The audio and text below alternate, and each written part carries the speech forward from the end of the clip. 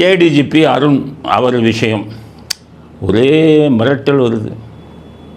எனக்கு திமுக ஆட்சி இருக்கும்போது கூட மிரட்டல் வரல.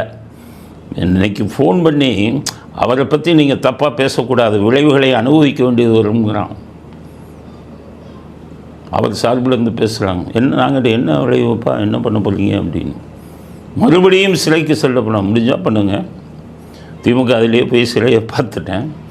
எனக்கு சிலைக்கு அனுப்புனது இவர் தானேப்பா, அருண் தானே. மனசாட்சி பார்த்து அனுப்புனாரா?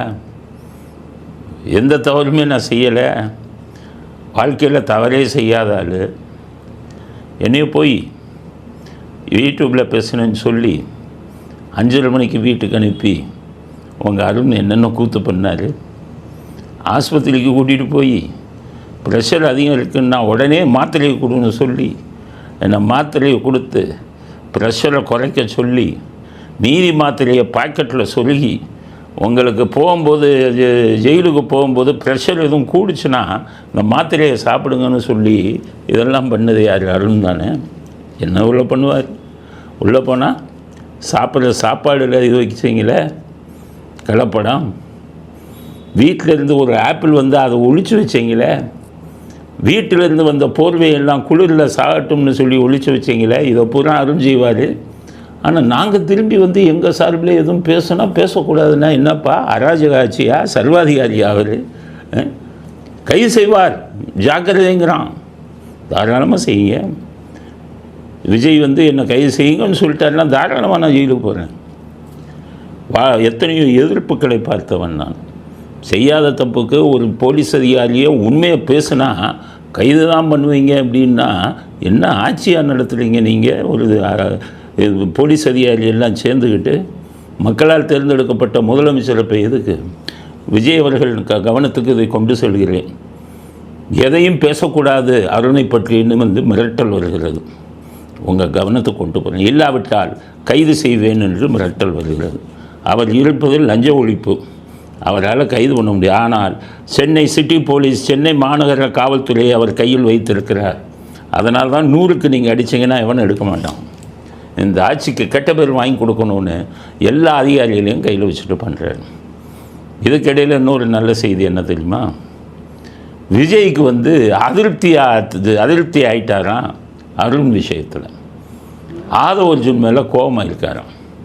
இந்த மாதிரி அருண் இதெல்லாம் வந்து தப்பாக சொல்லி பண்ணிட்டாங்கல்ல, நிர்வாகத்தில் ஆதவ அர்ஜுன் தலையிடுகிறார் தேவையில்லாமல், இதனால் நமக்கு கெட்ட பெயர் வருகிறது அப்படின்னு சொல்லி இப்போ தான் விஜய் வந்து முடிவெடுத்திருக்காராம்.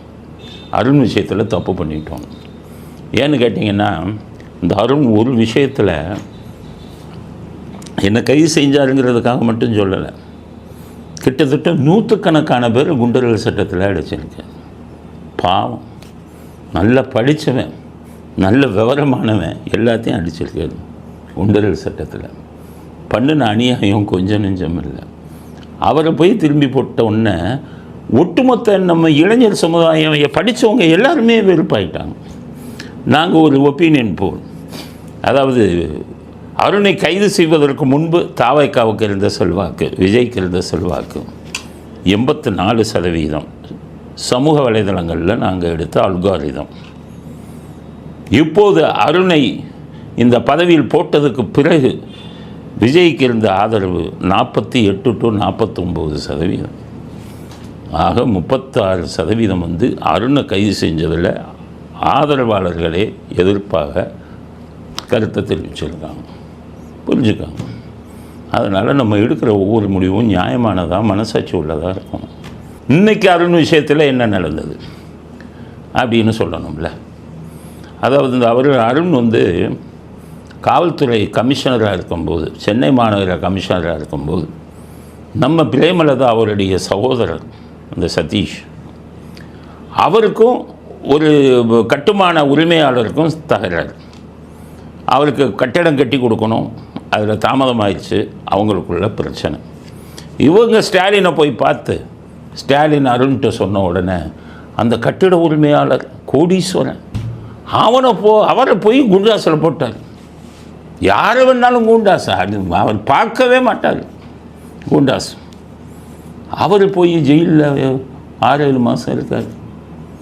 அவர் மனைவி கேசம் போட்டாங்க. உயர் நீதிமன்றவங்க பார்த்துட்டு இவரை குண்டரல் சட்டத்தில் போட்டு அந்த அதிகாரி யாரியான்னு கேட்டாங்க. அவருக்கு கமிஷனர் நேரம் வாங்கன்ட்டு கோர்ட்டுக்கு நேரம் வந்து பதில் சொன்னேன். என்ன விளையாடுறீங்களா, போகிற வரவெல்லாம் குண்டரல் சட்டத்தில் போடுறீங்களா அப்படின்ட்டு இன்றைக்கி வர சொல்லிட்டாங்க. 27 கோர்ட்டுக்கு வான்ட்டாங்க. இதுக்கு இடையில் அவசரமாக திருமாவளவன்ட்ட போய் பிடிச்சி ஆதவர்ஜுனை பிடிச்சி 27ஆம் தேதிக்கு முன்னாடி அவருக்கு நல்ல பதவி கொடுத்துடணும். கோர்ட்டில் போய் நின்று அந்த பதவியை பார்த்து இவங்க பயப்படணும்னு சொல்லி தான் அவசரமாக லஞ்ச ஒழிப்புத்துறை இயக்குனராக அவரை நியமித்தாங்க. இப்போ நியமித்த உடனே அவருக்கு பழைய ஏற்கனவே தலைக்கணும், இன்னும் சொல்லவா வேணும். அங்கே போய் பதவி ஏற்றுட்டார். கோட்டு ஷூட் டை எல்லாம் போட்டு பதவி ஏற்றுட்டார். அப்போ கோர்ட்டிலேருந்து அவருக்கு சம்மன் கொடுக்கணும். அதுக்கு வந்தாங்க. ஹைகோர்ட்டில் பொதுவாக அந்த சம்மன் கொடுக்கறதுக்கு சாதாரண ஆளுங்க இருப்பாங்க, அவங்கள தான் அனுப்புவாங்க. ஆனால் ஒரு பெரிய பதவின்னு ஒன்று ஒரு ஆஃபீஸராக போட்டு சம்மனை போய் அவர்கிட்ட அருண்ட்டு போய் கொடுத்துட்டு வாங்க, அவர் இப்போ இயக்குனர் ஆகிட்டார் லஞ்ச ஒழிப்பு பிரிவு, அதனால் போங்கண்ணா. ஸோ இங்கேருந்து போகிறாங்க உயர் நீதிமன்றத்திலேருந்து சம்மன் கொடுக்க. யாருமே எந்த அதிகாரியாக இருந்தாலும் டிஜிபியாக இருந்தாலும் கோர்ட்லேருந்து ஆஃபீஸர் சம்மன் கொடுக்க வந்துட்டாங்கன்னா எல்லாத்தையும் நிறுத்தி வச்சுட்டு கூப்பிடுப்பான். கோர்ட்டை அவமதிக்கக்கூடாது. என்னங்க சார், கோர்ட்டில் சம்மன் உங்களுக்கு கொடுக்க சொல்லியிருக்காங்கம்மா, கையெழுத்து போட்டு போப்பான்னு அனுப்புவாங்க. டிஜிபியே நான் பார்த்த எத்தனையோ டிஜிபி, நான் எத்தனையோ காவல்துறை அதிகாரி ஐபிஎஸ்சில் பழகியிருக்கேன் நெருக்கமாக. இப்படி ஒரு அதிகாரியை வந்து நான் பார்த்ததே இல்லை. நான் தான் எல்லாம், நான் நினச்சா எவனையும் கொலை கூட செய்வேன், யாரும் கேட்க முடியாதுன்னு நடந்து கொள்ளக்கூடிய அதிகாரி ஒருத்தர் தான். இப்போ என்ன பண்ணுறாரு, கோர்ட்லேருந்து சம்மன் வந்தது, அவர் உட்கார வச்சுட்டார். 2 மணி நேரம் காக்க வச்சுருக்கார். சம்மன் கொண்டு வந்தவர் காத்துக்கிட்டே இருக்கார். அவர் சொல்கிறார், எங்க நான் அவசரமாக போகணுங்க, அவர் கூப்பிட்டா தான் சார் நீங்கள் உள்ளே போக முடியும்ட்டான். 2 மணி நேரம் கழித்து கூப்பிட்டு சம்மனை அப்படி ஒரு கையெழுத்து போட்டு கொடுத்துட்டார். அங்கே போய் சொன்னாங்க ஜட்ஜிட்ட, சார் 2 மணி நேரம் காக்க வைக்கிறாரு சார். அவங்க சொன்னாங்க, இன்றைக்கி வரட்டும் கோர்ட்டுக்கு நாங்கள் பேசிக்கிறோம். இன்றைக்கி கோர்ட்டுக்கு போனார். கோட்டு டையு பேண்ட்டு எல்லாம் போட்டு கோர்ட்டுக்கு போகிறார். இன்றைக்கி ஜட்ஜுங்க கேட்டாங்க, அருண் யார்? நான் தான் அப்படின்னாரு. முதல் கேள்வி, கோர்ட்டிலேருந்து வந்த அதிகாரியை சம்மனம் வாங்காமல் 2 மணி நேரம் ஏன் காக்க வச்சிங்கன்னு கேட்டான். அது நான் செய்யலை, எனக்கு கீழே இருக்கிற ஆஃபீஸருங்க செஞ்சுட்டாங்கன்ட்டு. ஒரே ஒரு விஷயம் சொல்கிறேன், காவல்துறையில் என்ன நடக்கும், இந்த போலீஸ் ஆஃபீஸருங்களுக்கு தனி ரூமு, இந்த மாதிரி ஏடிஜிபி இது இவங்களுக்கெல்லாம் தனி ரூம். அவங்க வந்தாங்கன்னா வாசலில் ஒரு ஆர்டர்லி இருப்பார் போலீஸ்கார் யூனிஃபார்மோடு. என்னென்னு கேட்பார், ஐயாவை பார்க்கணும்பாங்க. கொஞ்சம் இருங்க டக்குன்னு உள்ளே போவார். சார் வந்திருக்கான். அந்த இதுதான் ஆர்டர்லி உள்ளே போவான். உடனே சார் வந்துடும் உடனே சொல்லிடுவான். உடனே அவர் வெயிட் பண்ணணுன்னா வாயை திறக்க மாட்டான். அவர் கூப்பிட்றவரை வெயிட் பண்ணும். இது போக ஒரு பர்சனல் கிளார்க் இருப்பார் அந்த ஆஃபீஸருக்கு, ஃபோனோடு இருப்பார் தனி ரூமில். அவர் கேட்டுக்கிட்டே இருப்பார், ஐயாவை பார்க்க யார் வந்திருக்காங்களா? அவங்க உடனே இன்டர்காமில் சொல்லுவாங்க, ஐயா வந்திருக்காங்க, சரி வெயிட் பண்ண சொல்லு, நான் கூப்பிட்றேன்ட்டா வச்சுருவோம். இப்படி தான் சொல்லியிருக்காரு. போலீஸ்காரர் மேலேயும் தப்பு இல்லை, அங்கே இருக்கிற பர்சனல் கிளார்க் இருக்கார் அவர் மேலேயும் தப்பு இல்லை. 2 மணி நேரம் வெயிட் பண்ண சொன்னது இவர். அங்கே சொல்லிட்டாரு, அந்த எனக்கு கீழே இருக்கிறவங்க பண்ணிட்டாங்க. அப்போ கோர்ட்டு சொல்லிச்சு, உங்களுக்கு கீழே இருக்கிறவங்க பண்ணிட்டாங்களா? யார் பண்ணாங்களோ அவங்கள வர வைங்க. 10:30 மணி 11 மணிக்கு கேஸ் வந்தது.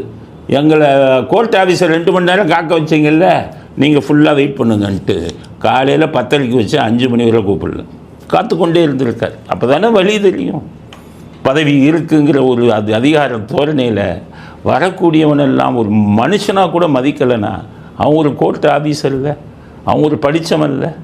அவன் ஒரு படித்தவனை கோர்ட்டு இவங்கள வராங்க, கோர்ட்டு சார்பில் வராங்கன்னா அவனுக்கு மரியாதை கொடுக்கலன்னா எப்படி?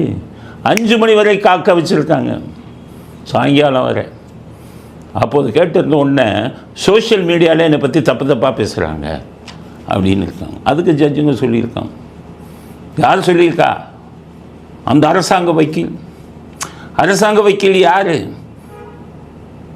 அந்த நான் சொன்னேன்ல, ஏன் வழக்கில் ரூபாயை வாங்கிட்டு இவர் பேசுனதில் எனக்கே உடன்பாடு இல்லைன்னு என்னை கவுத்திட்டு 2 லட்சம் வாங்கினார்ல, அவர் தான் சொல்கிறார். சோஷியல் மீடியாவில் தப்பாக பேசுகிறேன். அதுக்கு ஜட்ஜுங்க சொல்லியிருக்காங்க, அவங்க பேச்சு சுதந்திரம், அதுக்கு இதுக்கு என்ன சம்மந்தம், நீங்கள் ஏன் சம்மனை 2 மணி நேரம் இழுத்தீங்க அப்படின்ட்டாங்க.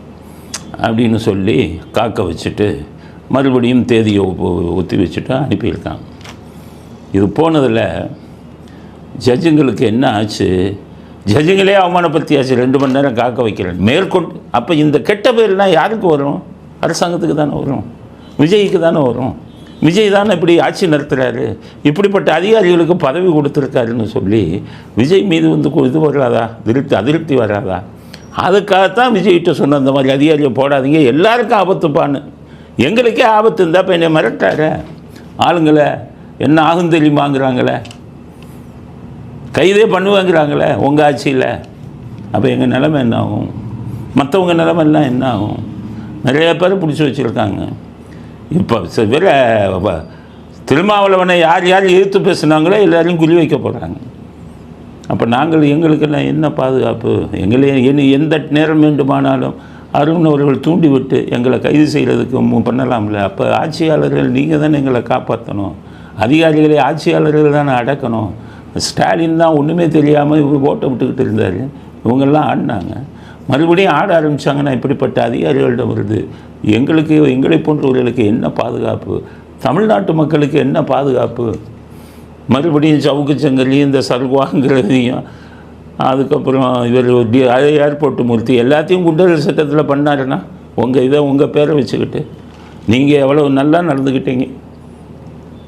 இவருடைய அப்துல் கலாம் பிஏ இருக்கார் பொன்ராஜ், அவரையே நீங்கள் கைது பண்ணீங்களா? தாவேக்கா பெண்களை பற்றி எவ்வளோ கேவலமாக பேசினார், அவரையே நீங்கள் கைது பண்ணலை. கைது பண்ணாமல் முன்ஜாமீன் எடுத்துகிட்டு போனார். ஆனால் இவர் வந்துட்டதுனால இவருடைய செல்வாக்கை பயன்படுத்தி அவருக்கு பிடிக்காதவர்கள் எல்லாம் கைது பண்ணி உள்ளே தள்ளுவார். கெட்ட பேர் யாருக்கு? அவர் பதவியில் போட்டதுலேயே உங்களுடைய ஆதரவு விகிதம் 36% குறைஞ்சிருச்சுன்னா இவரை கைதெல்லாம் பண்ண ஆரம்பித்தா கெட்ட பேர் உங்களுக்குத்தானே. அதனால தான் விஜய்க்கு எதிராக பேசவில்லை. ஏன்னா அதிமுக ஜல்லி இல்லை, அதிமுக எடப்பாடி தலைமையில் மோசமாயிடுச்சு. எங்களுடைய அடுத்தது உங்களைத்தானே நீங்கள் இருக்கணுங்கிறது தானே நாங்கள் விரும்புகிறோம். அப்போ உங்கள்கிட்ட இருக்கக்கூடிய குறைகளை சுட்டி காட்டி இதெல்லாம் இது பண்ணுங்கிறதுக்காகத்தான் இந்த விஷயத்தை சொல்கிறோம். சொல்வது எங்கள் கடமை. அதை ஏற்றுக்கொள்வதும் ஏற்றுக்கொள்ளாததும் உங்களுடைய முடிவு அப்படிங்கிறத அடுத்த கட்ட கருத்தாக பதிவு செய்ய விரும்புகிறோம்.